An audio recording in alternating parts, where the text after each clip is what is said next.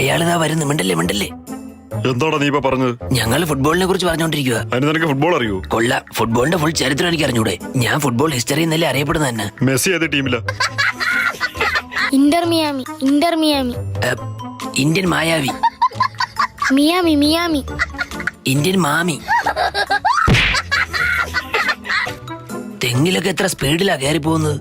തലയെങ്ങാനും കറങ്ങിയാ തീർന്നില്ലേ. ഓഹ്, നീ വാ തുറക്കരുത്. അതൊക്കെ ചുമ്മാ പറയുന്നതാ. എവിടെ പോണു? കുമാർ തെങ്ങിന്ന് തലറങ്ങിയോണ്ട് മരിച്ചു. അയാള് വീണേന് ഞാൻ എന്ത് ചെയ്ത്? എനിക്കും ഇതിലൊന്നും വിശ്വാസമില്ലടാ. അങ്ങനെയാണെങ്കിൽ ഈ വയല് കൊള്ളാന്ന് പറഞ്ഞാൽ അതോടനെ അങ്ങ് ഇല്ലാതാവും. പിന്നല്ലാതെ. ഞാൻ മുമ്പ് പറഞ്ഞിട്ടുണ്ടോ വയല് കൊള്ളാന്ന്? എന്നിട്ടാ അന്നത്തെ മഴയിൽ കൃഷി ഫുള്ള് പോയി. പിന്നെന്തൊക്കെയോ വിഷയമായി സർക്കാരൊക്കെ ഇടപെട്ട് വയലൊക്കെ അങ്ങ് നികത്തി. ഇപ്പൊ തരിശുഭൂമിയെ കിടക്കാണ് തോന്നുന്നു. ഈ പുള്ളി അടിപൊളിയായിട്ട് ഇമിറ്റേറ്റ് ചെയ്യുമല്ലേ? ഞാനും ഒരു തവണ പറഞ്ഞ് ഇജാതി ടാലന്റ് എന്ന്. എന്നിട്ടാ അന്നാണ് പുള്ളിക്ക് ആക്സിഡന്റ് ആയത്.